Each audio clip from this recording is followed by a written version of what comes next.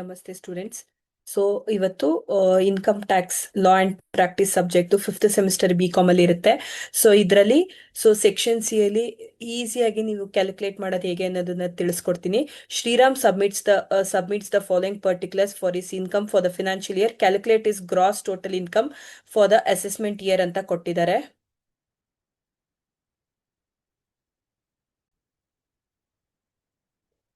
Gross total income for the assessment year ಅಂತ ಕೊಟ್ಟಿದ್ದಾರೆ. Ordinary resident, not ordinary resident ಮತ್ತೆ non resident ಅಂತ ಕೊಟ್ಟಿದ್ದಾರೆ.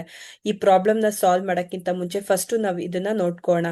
Types of income. ಇಲ್ಲಿ ನಿಮ್ಗೆ 4 ಟೈಪ್ಸ್ ಆಫ್ ಇನ್ಕಮ್ ಬರುತ್ತೆ ಸ್ಟೂಡೆಂಟ್ಸ್. ಮೊದಲನೇದು Indian income, second one foreign income, third one control income, last one exempted income.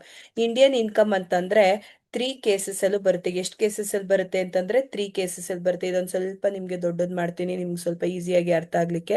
So Indian income ಅಂತಂದ್ರೆ 3 cases ಅಲ್ಲಿ ಬರ್ಕೋಬೇಕು. Foreign income ಅಂತ ಬಂತು ಅಂತಂದ್ರೆ ಒಂದೇ ಒಂದ್ ಕೇಸ್ ಅಲ್ಲಿ ಬರುತ್ತೆ, ಅಂದ್ರೆ ಫಾರಿನ್ ಇದ್ರಲ್ಲಿ. ಸೊ ಕಂಟ್ರೋಲ್ಡ್ ಇನ್ಕಮ್ ಅಂತಂದ್ರೆ 2 ಕೇಸಸ್ ಬರುತ್ತೆ.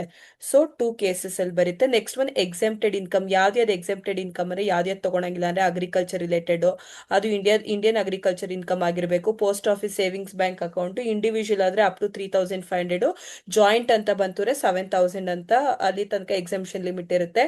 Past untaxed foreign income brought to India, share from HUF, gift from relatives, ಇಷ್ಟನ್ನು ಕೂಡ ಎಕ್ಸೆಂಪ್ಟೆಡ್ ಇನ್ಕಮ್. ಇಷ್ಟು ಕೊಡ್ತು ಅಂತಂದ್ರೆ ನೀವು ತಗೊಳಂಗಿಲ್ಲ.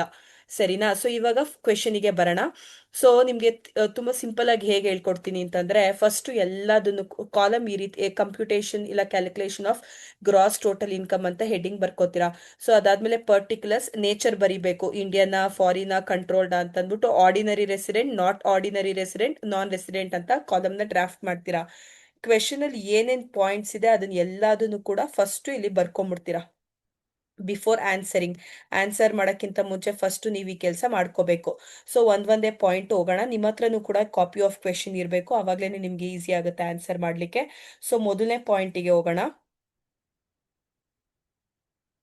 ಸೊ ಮೊದಲನೇ point, income from house property in Sri Lanka ಅಂತ ಕೊಟ್ಟಿದ್ದಾರೆ. ಏನಂತ ಕೊಟ್ಟಿದ್ದಾರೆ? Income from house property in Sri Lanka. Amount ಎಷ್ಟು ಕೊಟ್ಟಿದ್ದಾರೆ?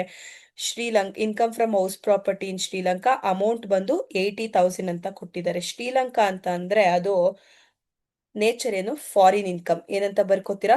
Foreign income. ಫಾರಿನ್ ಇನ್ಕಮ್ ಅಂತ ಬರ್ಕೊಂತೀರಾ. ಸೊ ಫಾರಿನ್ ಇನ್ಕಮ್ ಅಂತಾರೆ ಎಷ್ಟು ಕೇಸಸ್ ಅಂತ ಹೇಳಿದೆ? ಒಂದೇ ಒಂದ್ ಕೇಸಸ್ ಅಂತ ಹೇಳಿದೆ. ಏನಂತ ಹೇಳಿದೆ? ಒಂದೇ ಒಂದ್ ಕೇಸ್ ಅಂದ್ರೆ ಫಸ್ಟ್ ಅಲ್ಲಿ ಮಾತ್ರ ಬರ್ಕೋಬೇಕು, 80,000 ರುಪೀಸ್. ಸೊ ಇನ್ನೆಲ್ಲ ನಿಲ್ ನಿಲ್ ಅಂತ ಹಾಕೋತೀರಾ. ಸೊ ಅದಾದ್ಮೇಲೆ second from income from business in Mumbai received ಇನ್ ಪಂಜಾಬ್. ಇದು ಪಂಜಾಬ್ ನಮ್ ಕಂಟ್ರಿನೇ. ಸೊ ಇದನ್ನ ಇಂಡಿಯನ್ ಇನ್ಕಮ್ ಅಂತ ಕರೀತಾರೆ. ಏನಂತ ಕರೀತಾರೆ? Indian income. ಇಂಡಿಯನ್ ಇನ್ಕಮ್ ಅಂತಂದ್ರೆ ನಾನು ಹೇಳಿದ್ದೆ ಎಷ್ಟು ಕೇಸಸ್ ಅಂತ ಹೇಳಿದ್ದೆ? 3 ಕೇಸಸ್ ಅಂತ ಹೇಳಿದೆ. 2 lakh 3 ಕೇಸಸ್ ಅಲ್ಲಿ 2 lakh ಅಂತ ಬರ್ಕೋತೀರಾ. ಓಕೆನಾ? So third one, dividend from domestic company received in Chennai. Received ಇನ್ ಚೆನ್ನೈ ಅಂತಂದ್ರೆ ಇದು ಕೂಡ ಯಾವ ಇನ್ಕಮ್? Indian income. ಇದನ್ನು ಕೂಡ ಇಂಡಿಯನ್ ಇನ್ಕಮ್. ಇಂಡಿಯನ್ ಇನ್ಕಮ್ ಅಂತಾರೆ ನಾನು ಏನಂತ ಹೇಳಿದೆ ಸ್ಟೂಡೆಂಟ್ಸ್? 3 ಕೇಸಸ್ ಅಂತ ಹೇಳಿದೆ. 3 ಕೇಸಸ್ ಅಲ್ಲಿ ತಗೋಬೇಕು. 10,000, next one 10,000, last one 10,000. Okay, ಇಷ್ಟು ಈಸಿ ಆಗುತ್ತೆ ನೀವು ಫಸ್ಟ್ ಇದನ್ನ ಕ್ವೆಶನ್ ಅಲ್ಲಿ ಬರ್ಕೊಂಬಿಡ್ತು ಅಂತಂದ್ರೆ. ಸೊ ಅದಾದ್ಮೇಲೆ share of income received from HUF. HUF ಅಂತ ಅಂದ್ರೆ ಏನಂತ ಹೇಳಿದೆ? HUF ಅಂತಾರೆ exempted. Hindu undivided divided family exempted. So ಇಲ್ಲೆಲ್ಲದಕ್ಕೂ ನಿಲ್ ನಿಲ್ ನಿಲ್, ಅಂದ್ರೆ ಯಾವುದೇ ರೀತಿ ಅಮೌಂಟ್ ತಗೊಳಂಗಿಲ್ಲ. Income from agriculture earned in Nepal. Nepal ಅಂತ ಕೊಟ್ಟಿದ್ದಾರೆ. ನೇಪಾಲ್ ಅಂತಾರೆ ಅಗ್ರಿಕಲ್ಚರ್ ಇನ್ಕಮ್ ಅಂತ ಅಂದ್ಬಿಟ್ಟು ಆಮೇಲೆ ನಮ್ ಕಂಟ್ರಿಲಿ ಅಲ್ವಾ ಅಂತ ಅನ್ಕೊಂಡು ಏನೇನೋ ಮಾಡಕ್ ಹೋಗ್ಬಿಡಿ. Nepal foreign income. Foreign income ಅಂತಾರೆ ಎಷ್ಟು ಕೇಸಸ್ ಅಲ್ಲಿ? ಒಂದೇ ಕೇಸಸ್ ಅಲ್ಲಿ. ಎಷ್ಟು? 25,000. ಕ್ವೆಶನ್ ನಿಮ್ಮ ಹತ್ರನೂ ಕೂಡ ಇರಬೇಕು ಸ್ಟೂಡೆಂಟ್ಸ್. ಸೊ ಇದಾದ್ಮೇಲೆ next one, income from business in UK controlled from India. Controlled from India. Controlled from India ಅಂತಂದ್ರೆ ಇದು ಯಾವ ತರ ಇನ್ಕಮ್ ಆಗುತ್ತೆ? ಕಂಟ್ರೋಲ್ಡ್ ಇನ್ಕಮ್ ಆಗುತ್ತೆ. ಇನ್ಕಮ್ ಕಂಟ್ರೋಲ್ಡ್ ಇನ್ಕಮ್ ಅಂತಾರೆ ಎಷ್ಟು ಕೇಸಸ್ ಅಲ್ಲಿ ತಗೋಬೇಕು ಅಂತ ಹೇಳಿದೆ? 2 ಕೇಸಸ್ ಅಲ್ಲಿ ತಗೋಬೇಕು ಅಂತ ಹೇಳಿದೆ. ಸೊ ಎಷ್ಟು ಅಮೌಂಟ್? 60,000. 2 ಕೇಸಸ್ ಅಲ್ಲಿ ತಗೋಬೇಕು, 60,000. ಇದಾದ್ಮೇಲೆ so past untaxed income brought to India during the previous year. Past untaxed ಅಂತ ನಾನು ಏನಂತ ಹೇಳಿದೆ? ಎಕ್ಸೆಂಪ್ಟೆಡ್ ಇನ್ಕಮ್ ಅಂತ ಹೇಳಿದೆ. Exempted income. So exempted income ಅಂದ್ರೆ ನಿಲ್ ನಿಲ್ ನಿಲ್. ಸರಿನಾ? ಡ್ಯಾಶ್ ಡ್ಯಾಶ್ ಅಂತ ಹಾಕೊಳ್ಳಿ, ಯಾವುದೇ ರೀತಿ ಪ್ರಾಬ್ಲಮ್ ಇಲ್ಲ. Next, interest on deposit with S B I in Bangalore 15,000. S B I with Bangalore 50,000 ಅಂತಂದ್ರೆ S B I State Bank of India. So ಅದು ಯಾವ income? Indian income. Indian income. Indian income ಅಂತಂದ್ರೆ ಎಷ್ಟು ಕೇಸ್ ಅಂತ ಹೇಳಿದೆ? 3 ಕೇಸಸ್ ಅಂತ ಹೇಳಿದೆ. ಎಷ್ಟು ಅಮೌಂಟು? 15,000. 15. 3 ಕೇಸಸ್ ಅಲ್ಲೂ 15,000 ಅಂತ ಬರ್ಕೋತೀರಾ. ಸೊ ಇದಾದ್ಮೇಲೆ next one, royalty received in India for the services rendered in Japan ಅಂತ ಕೊಟ್ಟಿದ್ದಾರೆ. Royalty received in India, received ಆಗಿರೋದು ಮೇನ್ ಇಂಡಿಯಾದಲ್ಲಿ. ಸೊ ಅವಾಗ ಏನಾಗುತ್ತೆ? ಅದು Indian income. Received in India ಅಂತಾರೆ, ಅದೇನಾಗುತ್ತೆ? Indian income. ಎಷ್ಟಿದೆ ಅಮೌಂಟ್? ನಿಮ್ಮ ಹತ್ರನೂ ಕೂಡ ಕಾಪಿ ಆಫ್ ಕ್ವೆಶನ್ ಇರಬೇಕು. Received in India, so 60,000. 3 ಕೇಸಲ್ಲೂ ಇಂಡಿಯನ್ ಇನ್ಕಮ್ ಅಂತಂದ್ರೆ ಎಷ್ಟು ಕೇಸಸ್ ಅಂತ ಹೇಳಿದೆ? 3 ಕೇಸಸ್ ಅಲ್ಲೂ 60,000 ಅಂತ ಬರ್ಕೋತೀರಾ.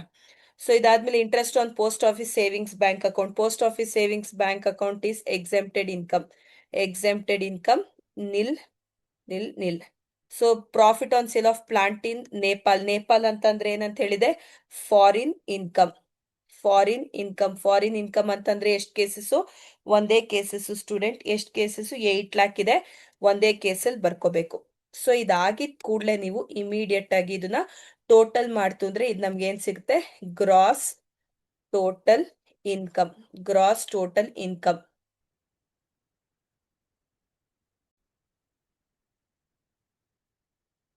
ಗ್ರಾಸ್ ಟೋಟಲ್ ಇನ್ಕಮ್ ಅಂತ ಬರ್ಕೊಂಡಿದ್ದೀರಲ್ವಾ? ಗ್ರಾಸ್ ಟೋಟಲ್ ಇನ್ಕಮ್ ಅಂತ ಬರ್ಕೊಂಡು ಟೋಟಲ್ ಮಾಡಿದ್ರೆ ನಿಮ್ಗೆ ಆನ್ಸರ್ ಸಿಗುತ್ತೆ. ಫಸ್ಟ್ ಒನ್, ಆರ್ಡಿನರಿ ರೆಸಿಡೆಂಟ್ ಎಷ್ಟು? 12,50,000. ಟೋಟಲ್ ಅಂತಂದ್ರೆ ಇಷ್ಟನ್ನು ಕೂಡ ಆಡ್ ಮಾಡಬೇಕು. ಲೈಕ್ 80,000, 2 lakh, 10, 25, 60, 15,000 ಮತ್ತೆ.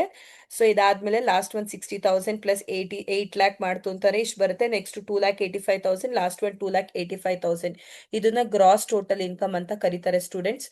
ಸೊ ಇದು ನಿಮ್ಗೆ ಹೇಳಿದ ಅರ್ಥ ಆಗಿದೆ ಅನ್ಕೋತೀನಿ. ಸೊ ಇನ್ನ ಮೋರ್ ಲೈಕ್ ಪ್ರಾಬ್ಲಮ್ಸಿಗೆ ನನ್ನ ಚಾನೆಲ್ನ ನೋಡ್ತಾ ಇರಿ. Thank you students.